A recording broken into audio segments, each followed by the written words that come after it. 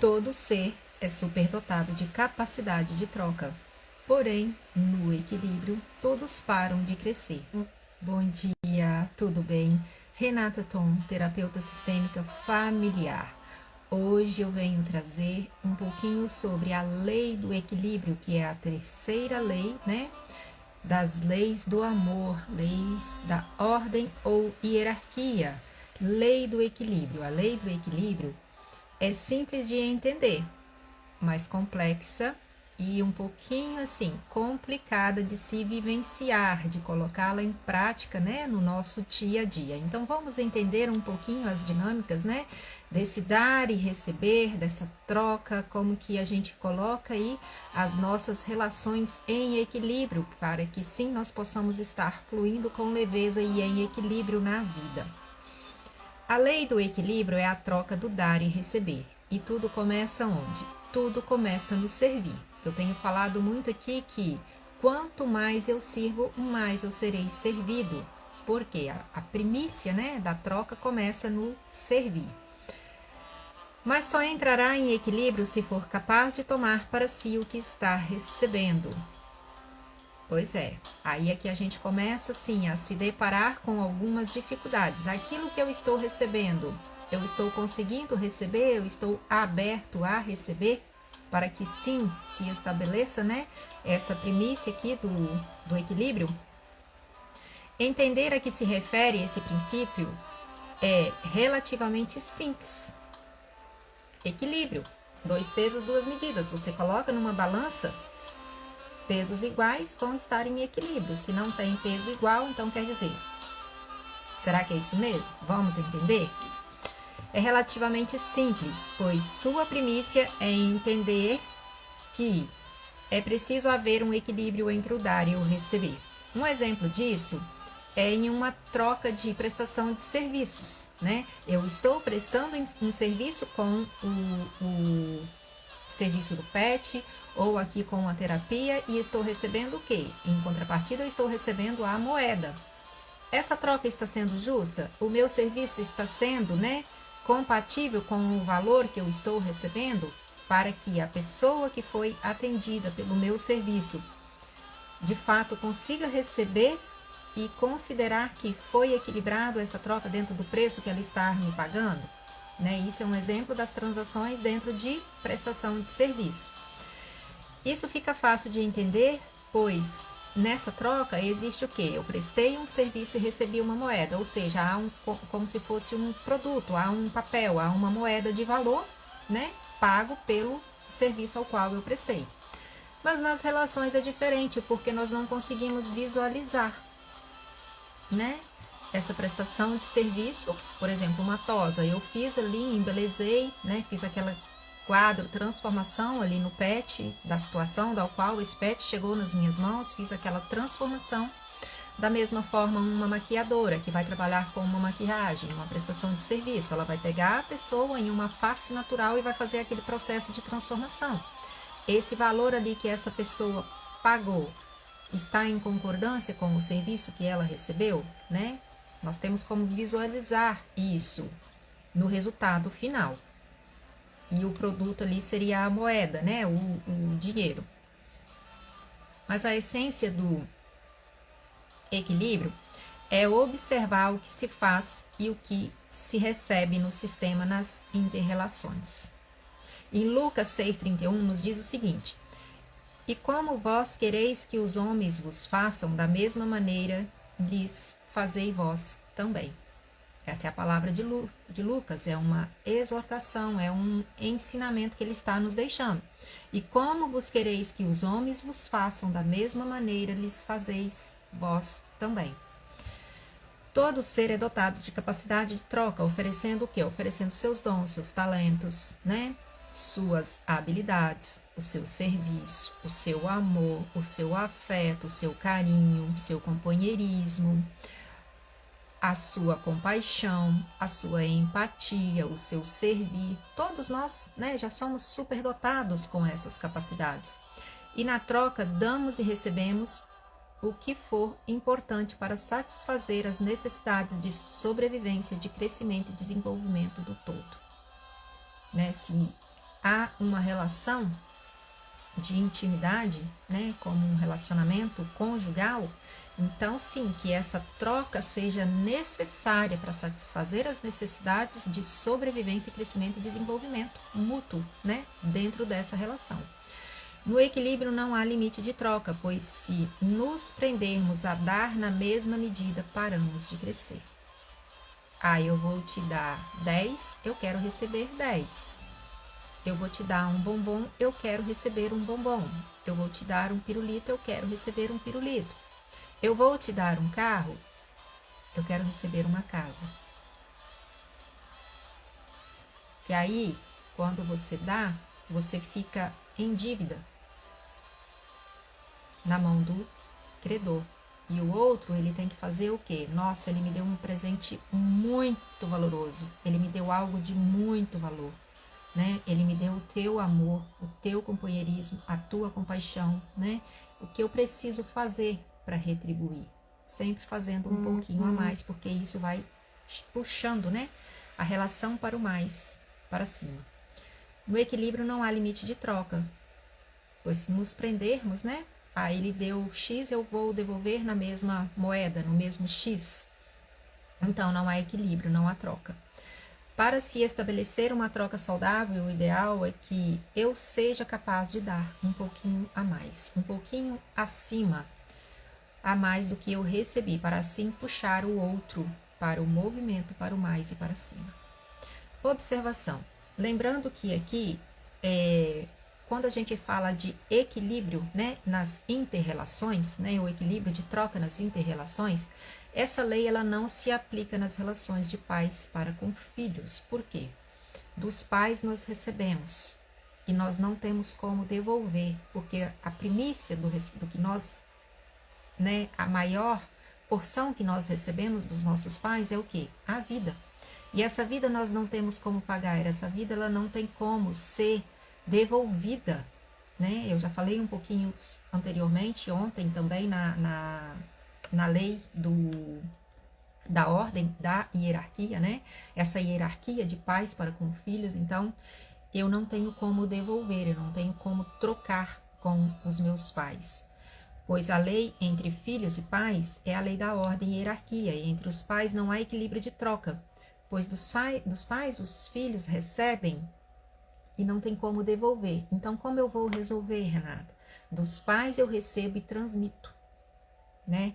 Lembre que o fluir da vida, né? A essência da vida, o fluir do fluxo da vida, a seiva, é como uma cascata. Eu vou recebendo, né? De todos os que vieram antes até chegar no meu pai, do meu pai passa para mim, e o que eu tenho que fazer? Transmitir. Eu não posso jogar para cima e devolver, né? Ou jogar para trás e devolver para quem veio antes de mim. Isso não quer dizer que se um pai, uma mãe, um avô, uma avó estiver em condições de necessidades de cuidados, sim, eu preciso cuidar, é minha obrigação como filhos de estar cuidando, de estar olhando, até no próprio sustento, né? Mas fora desse olhar, eu não tenho como devolver o que eles me deram, porque isso te leva, se você entrar nessa postura de eu preciso pagar, eles fizeram demais por mim, então você vai para o lugar de culpa, e na culpa gera dependência. O que recebemos dos pais, que é a vida, não há como pagar, porque possui um valor incalculável, e se me volto para eles com o desejo de retribuir, estou fadada ao fracasso.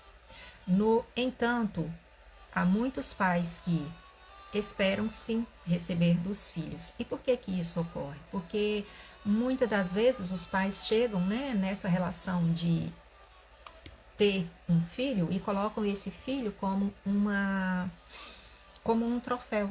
Eu não recebi, então eu coloco esse filho nesse lugar de suprir as minhas carências, de suprir as minhas necessidades, daquilo que eu não fui capaz, né? Do que eu não tive dos meus próprios pais, e coloco esses filhos nesse lugar. E isso gera o quê? Aprisionamento dos filhos, e não permissão e autorização para esses filhos avançarem.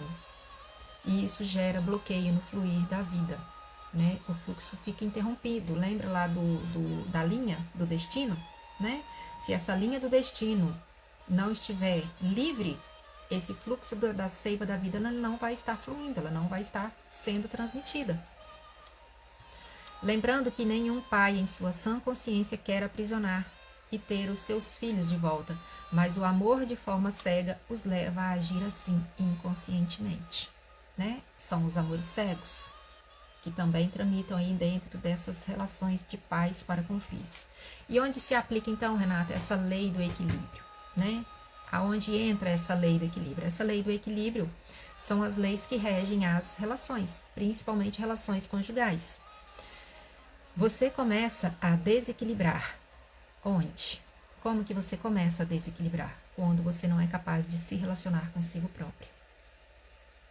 Todo o seu desequilíbrio começa quando você não é capaz de olhar para o teu alto valor, para o teu amor próprio, para a tua identidade.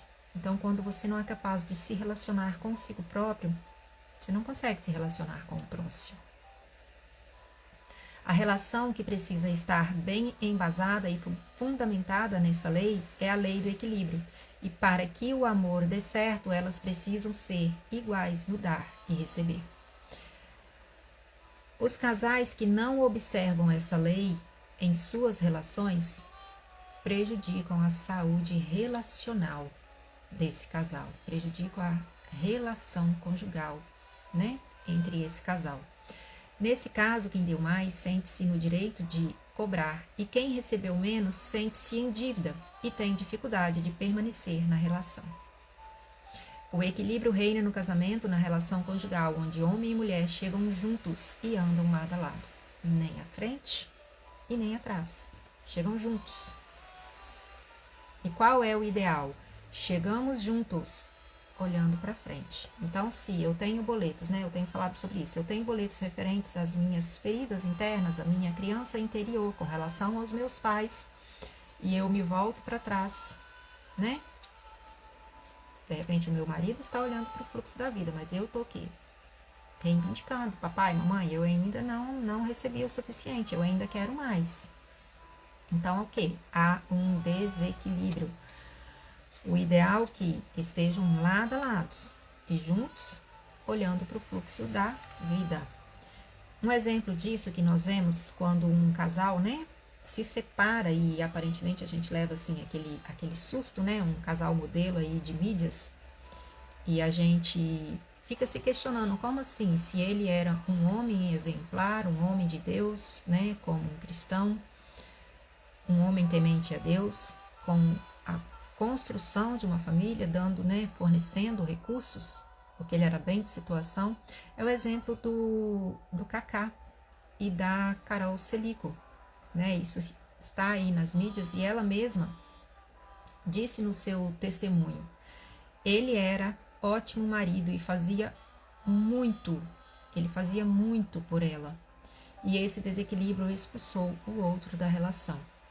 E ela, no seu relato, ela disse o seguinte: eu precisava ter muita coragem, porque eu não tinha um motivo claro, eu não fui traída, eu não fui agredida, a gente não tinha discussão, nada de ruim estava acontecendo. Então, porque eu tinha que me separar? Porque a minha relação não me deixava feliz? Porque eu estava infeliz dentro da minha relação? Com um casamento que era com uma pessoa muito boa, uma pessoa muito honesta, um ótimo pai. Mas essa postura no meu casamento foi muito necessária. Essa ruptura, né? Tomar essa postura dessa ruptura foi necessário para quê? Para que ela pudesse crescer pessoalmente, como pessoa, amadurecer. Então, na relação quando você vem, como eu falei aqui, com as suas fraturas internas, você não consegue permanecer, porque você não vai conseguir trocar dentro dessa relação. Essa própria declaração dela revela que ela não estava inteira na relação e pronta para trocar entre o dar e o receber. E aqui eu quero trazer uma frase de Bertin Hellick, que ele fala muito claramente sobre essa troca do equilíbrio voltado para casais. E ele nos diz o seguinte: quem ama é humilde. Precisa conter-se e abrir mão de um pouco de sua força. Então, Pode receber do outro, não antes, mas também recebe força e a partir daí retribui. Isso envolve modéstia de sua parte, mas ambos permanecem no mesmo nível. Na relação de casal, o homem tem algo que falta à mulher e a mulher tem algo que falta ao homem. Eles se equivalem, eles se complementam, tanto na capacidade de dar quanto na capacidade de receber. Nesse nível, são plenamente equivalentes, de modo que, como essa equivalência está claramente estabelecida nesse nível, assim também deve funcionar nas demais funções e níveis. Quando, num relacionamento, um parceiro dá mais e recebe menos do outro, o relacionamento está fadado ao fracasso e irá fracassar. Portanto, na terapia de casais, o primeiro contexto que a gente estará verificando é descobrir quem dá mais e quem recebe mais. E então equilibrar o dar e o receber dentro dessa relação. Trecho do livro Ordens do Amor. Para que o amor dê certo, é preciso haver equilíbrio. Fora do equilíbrio não há como fazer esse amor dar certo. E o dar e o tomar. Quem toma, recebe e acolhe o que o outro tem para lhe dar.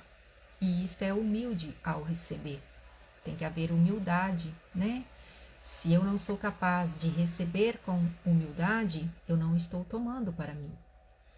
Receber o outro é compreender que recebo tudo o que ele tem e tudo o que vem com ele. Tomar, né? É como tomar um copo d'água. Já falei sobre como esse princípio do tomar. Ali tem impurezas, tem metais pesados, tem bactérias, né? Então, esse tomar o meu esposo, tomar a minha esposa, tem as imperfeições, tem os gênios, tem os mimimis, tem os defeitos, tem as qualidades, tem o gênio forte, né? Tem a própria personalidade, as vulnerabilidades, né? Então, eu estou sendo capaz de tomar e conseguindo me relacionar com tudo isso? Porque tenho de lá para cá e tenho daqui para lá também. Ele está sendo capaz de tomar tudo isso de mim, né? Porque aquele primeiro olhar da paixão, a gente se encanta só com as qualidades, só com o que é bom. E é juntos que a gente vai abrindo, né? Abrindo as caixinhas, abrindo as malas, abrindo as bagagens. E quando a gente se depara com essas bagagens aí, com algumas qualidades, com alguns defeitos, dos quais a gente não tinha visto, porque a gente estava naquele amor da paixão, naquele amor cego, aquele primeiro amor, ele é inocente. Ele é inocente. Então, quando você se depara com essas bagagens, que você vai começando a abrir, nossa, como eu não vi aquilo lá. Não, eu não sou capaz de aceitar, eu não sou capaz de conseguir me relacionar com isso aqui que está se apresentando agora. E aí? Existe o amor à primeira vista e existe o amor à segunda vista. Eu vou estar trazendo isso aqui, né, daqui a pouco para nós. Receber o outro é compreender que recebo tudo que vem dele. A relação de casal é composta por dois seres comuns e diferentes. E o que falta em um se encontra no outro, se tornando assim um encaixe perfeito, né? É um estar complementando o outro. Não são iguais, mas se encaixam e se complementam e se equivalem anatomicamente. Deus foi tão perfeito até na anatomia, gente, na anatomia física do homem e mulher. O homem é o quê? O homem é para fora, é para o externo. Mulher é o quê? É para dentro, é interno, né? Até na própria anatomia, Deus foi perfeito para que haja um encaixe perfeito. Aquele que caminha em desequilíbrio torna-se doador compulsivo, fica sem reserva e acaba adoecendo. Essa doação vem de um tipo de amor adoecido, pois é como se o que muito dá precisasse pagar por seu lugar no sistema, sacrificando a própria vida em prol dos outros. Isso é muito sério. São aí os emaranhamentos, são os padrões de repetições, né? Jesus já sacrificou tudo o que precisávamos para receber vida. Nossa função é compartilhar. Mesmo assim, Jesus sacrificando e nós deixando as nossas dores, né? Lance suas dores sobre os meus pés, que eu as carrego. Jesus nos dá essa autonomia. Lance. Nós somos capazes de lançar, de abrir mão do controle? Afinal, o que é o casamento? O que é uma relação conjugal? O relacionamento de casal é uma fusão de dois seres comuns e diferentes. Nós somos comuns, imperfeitos, mas somos diferentes. Iguais, nós somos iguais e comuns em que? Na essência, na primícia de que somos todos filhos de Deus. E como filhos de Deus, nós somos feitos o quê? À imagem e semelhança do Pai. E dentro da nossa humanidade, existem o quê? As nossas vulnerabilidades. Existe o nosso orgulho, existe o nosso ego, existe as nossas falhas, os nossos defeitos, as nossas imperfeições e a nossa qualidade pecadora, né? Tudo isso nos torna o quê? Iguais perante Deus. Assim também como existem as nossas qualidades, os nossos dons, os nossos talentos, né? Que vão estar sendo aí envolvidos nessa relação. Mas ainda assim, Deus nos ama tanto que deu o seu próprio Filho em sacrifício de morte para conosco, para nos salvar, né? Para que todo aquele que nele crer não pereça, mas tenha a vida eterna. E nós somos diferentes porque somos o homem externo e para fora, né? Essa é a primeira qualidade da diferença. E o homem, ele e mulher funcionam totalmente diferente um do outro, porque enquanto o homem é para fora e para o externo, ele é muito para o racional. E a mulher, enquanto para dentro e interno, mundo interno, a mulher é o que? É emoção. É muito emocional. E o que geram, então, os conflitos dentro dessa relação? Não estarem dentro do lugar que cabe a cada um dentro da função. Qual função, Renata? A minha primeira função, como eu falei ontem, né? Na lei da ordem e hierarquia, o meu primeiro lugar é o quê? Filho. Mas enquanto mulher, enquanto homem, dentro da relação de casal, qual é o meu lugar? Estar como esposa, estar como marido. Eu estou exercendo essa função, ocupando esse lugar de esposa, ocupando esse lugar, né, de esposo. Porque se nós não estivermos dentro desse lugar, espaços não ficam vazios. Então a gente não vai conseguir trocar em equilíbrio. E de onde vem geralmente quando a gente não está ocupando esse lugar como mulher ou como homem, como esposo, como esposa?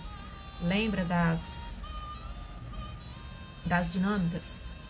Filhinha do papai, filhinho da mamãe, né? As feridas da nossa própria criança interior.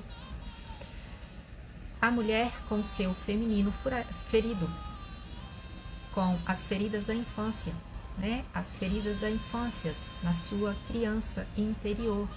Isso te faz com que você chegue infantilizada e imatura, né?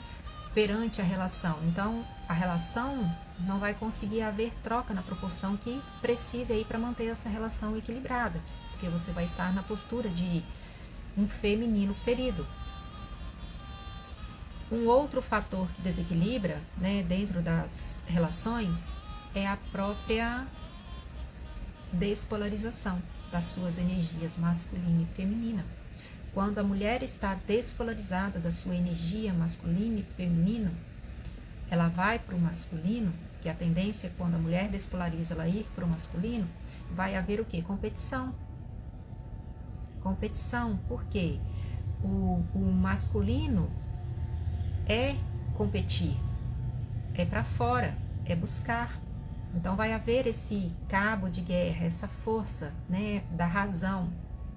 Eu quero ter razão, defendendo os meus princípios, os meus valores, as minhas vontades, eu quero ter razão. E quando o casal entra nessa questão do ter razão, gera conflitos. Isso é o que vemos hoje. Muitos homens, né, dentro dessa postura afeminada e muitas mulheres dentro dessa postura masculinizada. Quando a gente olha para esse movimento, né, das feministas, as feministas nada mais são do que mulheres despolarizadas no masculino, querendo competir. Isso fere o feminino, são mulheres puramente feridas no seu feminino, porque negam o feminino. Mulheres que negam o feminino não conseguem ter troca, não conseguem se relacionar, né, para manter esse equilíbrio da troca. Essa inversão de polaridades gera competição e não comunhão. Todos nós possuímos as duas energias, tanto homem quanto mulher possui essas energias internamente. E quando essas energias não estão equilibradas, a gente vê as competições, que é a despolarização. E afinal, o que é então o casamento? O que é essa relação conjugal, Renata? Casamento, ele é como se fosse um banquinho de 3 pés. Imagine aqui, o seu relacionamento é esse aqui, o nosso relacionamento, o meu relacionamento é esse aqui. Um pé existe a minha individualização dos meus projetos pessoais, a minha própria, né, individualização. No outro pé está a individualização do parceiro, do esposo. E aqui existem os projetos em comum da relação, né? Se eu não posso manter a minha individualização e ele também não, e nós não temos um projeto em comum da nossa relação, do que nós vamos fazer, do que nós vamos construir juntos,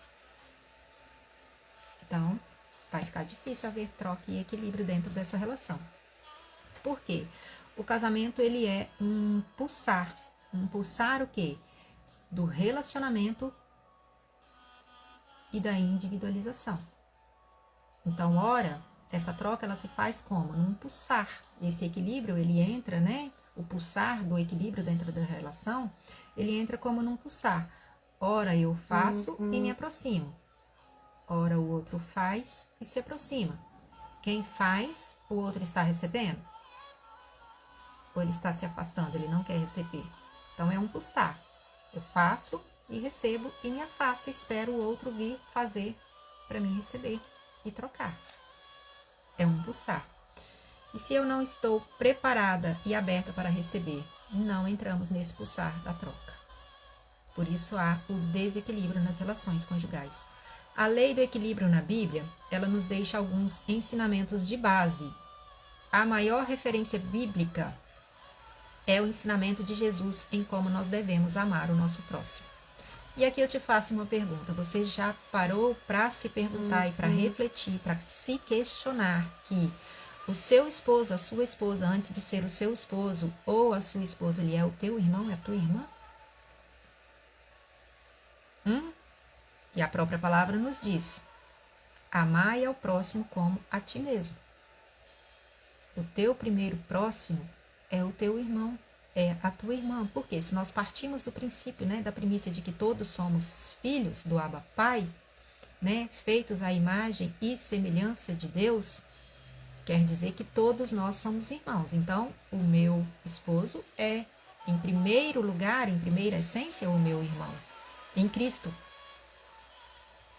Eu, como esposa, sou o quê? Irmã, em primeiro lugar, em Cristo. Se somos todos filhos do Abba Pai, somos todos irmãos. E para amar o próximo, para amar esse próximo, né? Esse primeiro próximo, que é o meu esposo, que eu sou esposa dele, né? Ele me amando como a primeira próxima, nós precisamos o quê? Nos amar primeiro. É o que eu tenho falado aqui. Como eu vou ser capaz de transmitir o amor se antes eu não sou capaz de me amar, de me estimar, para assim transbordar? Lembra da ordem do amor? A ordem é a jarra, o amor é a água. Se esse amor não estar bem resolvido primeiramente em mim, dentro das minhas raízes, dentro das minhas origens, muito bem resolvido, eu não vou conseguir transbordar. O amor fora da jarra, o amor fora da ordem, ele fere, ele machuca, ele maltrata. Ele agride com palavras, ele agride com gestos, ele agride com violência. Mas o amor contido dentro dessa jarra, ele transborda, né? E Jesus nos deixa esse ensinamento. Antes de amar ao próximo, ame a ti mesmo. Isso está lá em Mateus 22:37. E Jesus disse: amarás o Senhor teu Deus de todo o teu coração e de toda a tua alma, e de todo o teu pensamento, e de todo o teu entendimento. Este é o primeiro grande mandamento. E o segundo: Semelhante a este é: amarás ao teu próximo como a ti mesmo. Antes de ser um bom par, seja um bom ímpar. Para que eu possa ser um bom par, eu preciso chegar primeiro inteira. A complementariedade não é eu chegar em frangalhos e o meu esposo precisar suprir as minhas fraturas.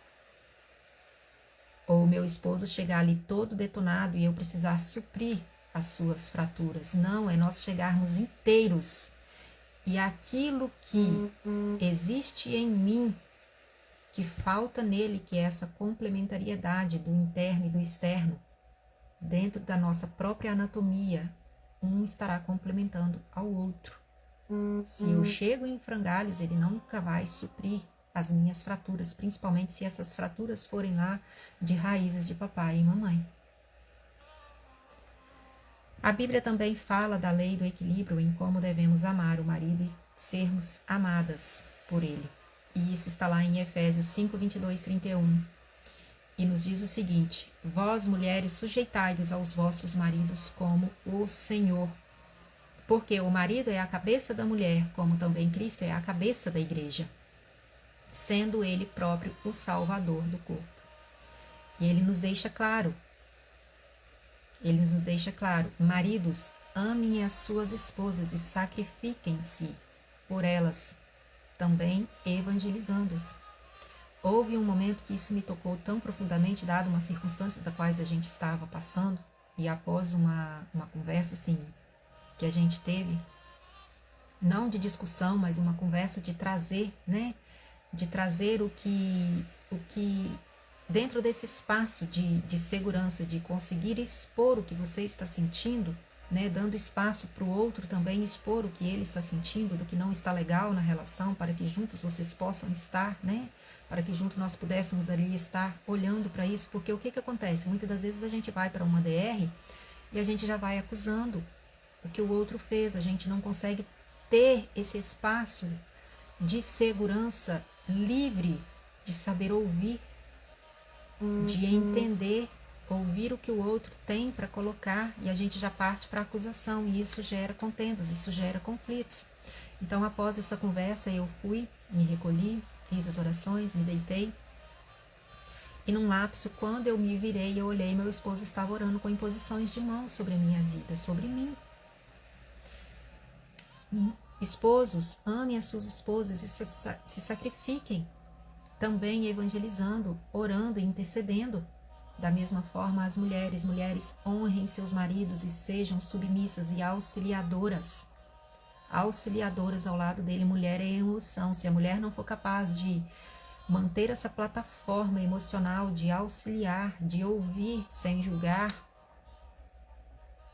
vai haver conflito, vai haver contendas, não vai entrar em equilíbrio. Nunca vai entrar em equilíbrio. Por quê? A relação conjugal não existe superior e inferior, porque Jesus coloca a igreja em pé de igualdade. Quando Jesus coloca a igreja com pé de igualdade, da mesma forma ele nos vê, marido e mulher, em pé de igualdade, porque nós somos corpo de Cristo aqui na terra, e ele nos vê, nós somos a igreja de Cristo, nós somos a sua noiva, e ele nos coloca em pé de igualdade. E isso está lá em Provérbios 3, 21, 23. Meu filho, guarde a sensatez e o bom senso, e o nunca perca de vista. Eles trarão vida a vocês e terão um enfeite para o seu pescoço. Então você seguirá o seu caminho em segurança, e seu pé não tropeçará. Amor precisa de ação. Confiança precisa de construção. Perdão precisa de reconciliação, e reconciliação precisa de mudança de mentalidade, metanoia. Romanos 12, 2. Não vos conformeis com este mundo, mas transformai-vos pela renovação da vossa mente. Há um caminho. A sabedoria do alto, ela é de graça, mas se ela não gerar entendimento, nós vamos continuar repetindo mais do mesmo. Buscai gerar, através da sabedoria, buscai conhecimento, gerar entendimento, que há um caminho. Deus não nos fez para o sofrimento. O sofrimento entrou a partir do pecado.